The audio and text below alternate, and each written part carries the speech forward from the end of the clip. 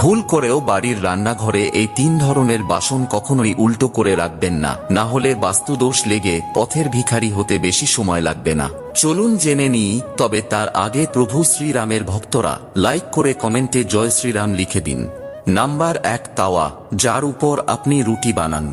অনেক বাড়িতেই রুটি বানানোর পর এই তাওয়া বা চাটুকে উল্টো করে রেখে দেওয়া হয়, তবে জেনে নিন ঘরে পণ্যের ত্রুটি এবং দারিদ্রতা আসার এটি একটি অন্যতম বড় কারণ হয়ে দাঁড়াতে পারে। তাই সব সময় গরম তাওয়া সোজাভাবে দাঁড় করিয়েই রাখা উচিত। Number 2, pressure cooker. একটি প্রেসার কুকারকে সব সময় তার ঢাকনা বন্ধ করে কোথাও বসিয়ে অথবা ঢাকনা খোলা অবস্থায় কোথাও ঝুলিয়ে রাখাই উচিত।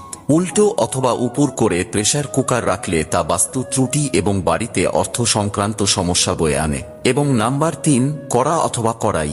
কড়াই সবসময় ঝুলিয়ে রাখাই উচিত, তা না হলে এই কড়া উল্টো করে রাখলে মৃত্যু পর্যন্ত দারিদ্রতা